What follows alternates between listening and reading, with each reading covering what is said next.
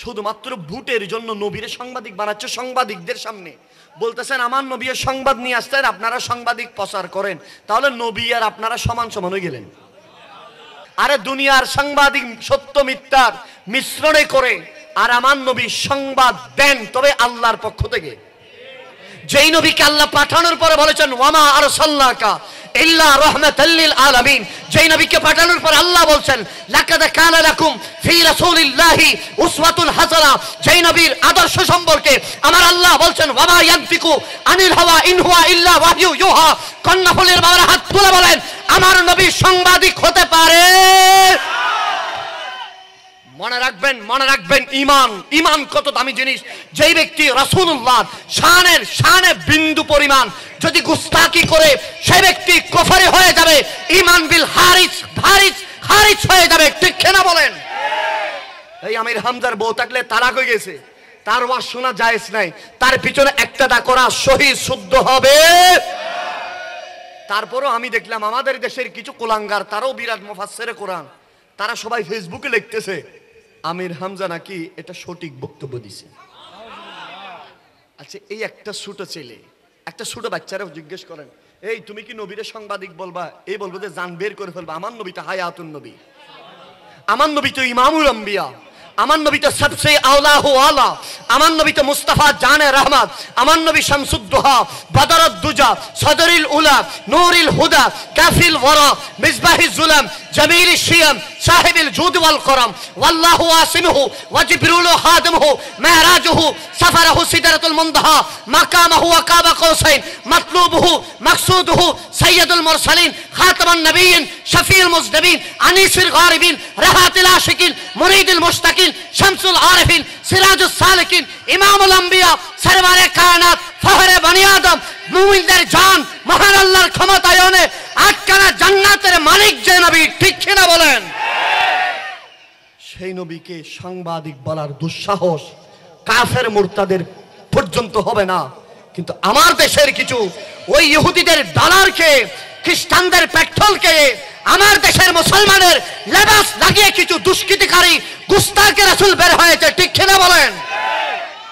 সেজন্য আমরা বলতে চাই জামাত ইসলাম, ইসলাম না, এটা মওদুদিবাদ, ঠিক কিনা বলেন? সেজন্য আজকের এই বক্তব্য সারা দুনিয়া ব্যাপী স্পষ্ট। আমাদের দেশে এক ধরনের ইসলাম যারা ইসরায়েলের কাছে বিক্রি হয়ে যায়, ঠিক কিনা বলেন? এক ধরনের ইসলাম যারা সৌদি আরবের পেট্রোর কাছে বিক্রি হয়ে যায়, এক ধরনের ইসলাম যারা আমেরিকার ডলারের কাছে বিক্রি হয়ে যায়। পিওর মুসলমান যারা রাসূলুল্লাহ সাহাবায়ে কেরাম তাবিঈনের অনুসারী আহলে সুন্নাহ ওয়াল জামাত, ঠিক কিনা বলেন? সুন্নিরা কখনো যুগে যুগে কালে কালে কারো কাছে বিক্রি হয়? আরো জোরে বলেন, বিক্রি হয়? বিক্রি হওয়ার অভ্যাস আমাদের। অনেকে বলবেন বাহাউদ্দিন কাদের স্পিকার ভাইছেন সেজন্য গায়ে জোরে বলতেছেন না। আমি সাহাবায়ে কেরাম তাবিঈন, প্রথম শতাব্দীর যিনি মুজাদ্দিদ হযরত উমর ইবনে আব্দুল আজিজ, সুবহানাল্লাহ সুবহানাল্লাহ, দ্বিতীয় শতাব্দীর মুজাদ্দিদ ইদরিসুস শাফি, এইভাবে আস্তেই আস্তেই আস্তেই আস্তেই আস্তেই আস্তে 11 শতাব্দী, সুবহানাল্লাহ, 11 শতাব্দীতে ভারত উপমহাদেশে একজন বাদশা ছিলেন সম্রাট আকবর। খুব গুরুত্বপূর্ণ কথা এটা। সম্রাট আকবর যখন দ্বীন ইলাহি প্রবক্তা করলেন, তার পিছনে বড় আলেম হিসেবে দাঁড়িয়েছেন মোল্লা আবুল ফজল। কত বড় জ্ঞানী জানেন? নুক্তাবিহীন তাফসীর লিখছে। এত বড় জ্ঞানী পৃথিবীতে আরেকজন লিখতে পারবে না। তার মতো ব্যক্তি সম্রাট আকবরের টাকা খেয়ে কি হয়ে গেছেন? সম্রাট আকবরের দ্বীন ইলাহির প্রচার হয়ে গেছেন। আমাদের দেশে এখন যারা ইসলাম করে করে ফালান, তাদের মুরব্বী ওই আবুল ফজলের অনুসারী। কিন্তু আমরা সুন্নিদের ইমাম, গরিব নামাজের ইশারায়, গৌসে পাকের ইশারায়, দাতা গঞ্জবখশ আলী হাজবিরি লাহোরির ইশারায়, তারিখুস সালতানাত হযরত মখদুম আশরাফ জাহাঙ্গীর সিন্নানির ইশারায় 11 শতাব্দীতে নবীজি মদিনা থেকে পাঠালেন ইমাম রাব্বানি মুজাদ্দিদ আল ফাসানি শেখ আহমদ সরহিন্দি, ঠিক কিনা বলেন? 1200 শতাব্দীর মুজাদ্দিদ 1300 শতাব্দী শেষের দিকে রিসালাত শেষ হয়ে করে দিবে, নারে রিসালাত বন্ধ করে দিবে, মিলাদ কিয়াম বন্ধ করে দিবে। এতক্ষণ এসেছিল 11 শতাব্দীতে দ্বীনে আল্লাহর ওয়াহদানিয়তের উপরে, 13 শতাব্দীতে এসেছিলেন রিসালাতের উপরে, ঠিক কিনা বলেন? একদল বের হয়ে গেছে, নবী মরে ফুলে পচে শেষ হয়ে গেছে, নাউজুবিল্লাহ। আরেক দল বের হলেন, বলে যে নবীর জিয়ারতে যাওয়া যাবে না। আরেকজন বলতেছেন মদিনা থেকে নবীজির লাশ সরাই ফেলেন, নাউজুবিল্লাহ। এইভাবে একের পর এক, যখন একের পর এক ইমান বিধ্বংসী কথা যখন মুসলিম সমাজের ভিতরে প্রচলন করতেছিলেন, 13 শতাব্দীর শেষের দিকে আল্লাহ গরিব নওয়াজের ইশারায়, মাখদুম আশরাফ জাহাঙ্গীর সিমনানের ইশারায়, গৌসে পাকের ইশারায় মদিনাতুর রাসূল একজন মুজাদ্দিদ পাঠালেন। তিনি হচ্ছেন ইমামে আলা হযরত আজিম আল বারাকাত, বারাকাতুজ জামা, শামসুল উলামা, আয়াতুল মিরা, আয়াতুল্লাহ, মুজাদাতান মিন মুজাদাত রাসূল আল হাফেজ আল মুফতি আল কারি আল মুহাদ্দিস মাশা ইমাম আহমদ রাজা খান ফাজিল বেরেলভীকে। আরো জোরে বলেন। 1400 শতাব্দীতে ইমাম আহমদ রাজা, 1500 শতাব্দীতে বাংলাদেশের মধ্যে ইমাম শেরে বাংলা। ভুলে গেলেন আপনারা? আমার হুজুর আছেন সেজন্য এই কথাগুলো বলতেছি, খুব গুরুত্বপূর্ণ। আপনারা আমরা রশি ছাড়া গরু না, মনে রাখবেন। আমাদের খুঁটাটা শক্ত, ঠিক কিনা বলেন? আরে আমরা শাহজালালের উত্তরসূরি, গরিব নওয়াজের উত্তরসূরি, ঠিক কিনা বলেন?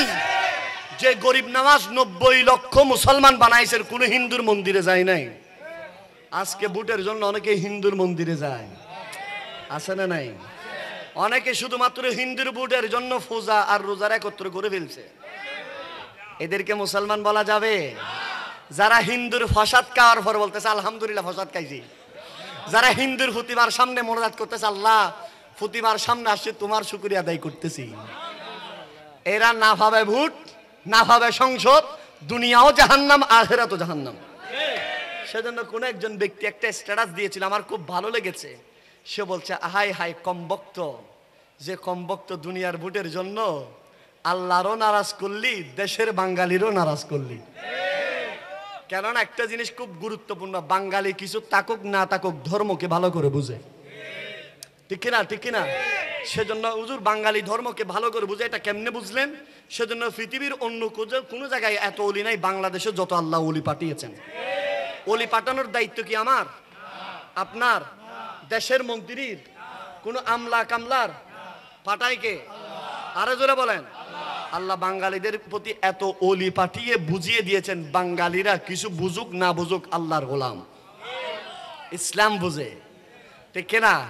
আমি যে ওই হাদিসের দিকে গেলে অনেক লম্বা হয়ে যাবে। আমার নবী বাম পূর্ব দিক ফিরে কেন বড় বড় নিঃশ্বাস ফেলেছিলেন? সাহাবীরা জিজ্ঞেস করলেন, নবী গো এত লম্বা নিঃশ্বাস নিচ্ছেন, কি হয়েছে? নবী কেউ কি আপনাকে কিছু বলেছে? আমার নবী বলেছেন, না, আমি দেখতেছি পূর্ব দিক থেকে আমার এমন কিছু আশেক বের হবে। সাহাবীরে, তোমরা তো আমার সাথে উহুদ, খন্দক, বদরে যাও, তোমরা আমার পিছনে নামাজ পড়ো, আমার সাথে একই টেবিলে নাস্তা করো, এত কিছু করার পরে ইসলাম এনেছো, ঈমান এনেছো আমাকে দেখে, পূর্ব দিক থেকে আমার এমন কিছু আশেক বের হবে যারা আমাকে দেখা ছাড়া আমার জন্য জান কোরবান করে দিবে, যারা আমাকে দেখবে না, যারা আমার পরে আসবে, তোমাদের কেউ দেখবে না, আমার কোন সাহাবীকে তারা দেখবে না। ইয়া রাসূলুল্লাহ, তারা কেমন হবে? তোর যে তারার দিলের ভিতর আমার রাসূলের ইশক থাকবে। বলে যে কেমন? বলে যে কোরআন কারীমের মধ্যে আল্লাহ বলছেন, কুলিন কানা আবাউকুম ওয়া আবনাউকুম ওয়া ইখওয়ানুকুম ওয়া আজওয়াজুকুম ওয়া আমওয়ালুন ইকতারাকতুমহা। আমার নবী বলছেন তারা ওই হাদিসের উপর বেশি আমল করবে। কোন হাদিস? আমার নবী বলছেন, লা ইউমিনু আহাদুকুম হাত্তা আকুনা আহাব্বা ইলাইহি মিন ওয়ালিদিহি ওয়া ওয়ালাদিহি ওয়ান নাসি আজমাইন। আমরা সেই নবীর দোয়ার ফসল, ঠিক কিনা বলেন? আরো জোরে বলেন। তাহলে যুবক ভাইরা, যাদের অন্তরে নবীজির মোহাব্বত থাকবে, তারা কি অনলাইনে জুয়া খেলবে? হাত তোলেন। জুয়া, অনলাইন জুয়া থেকে আমরা দূরে থাকবো।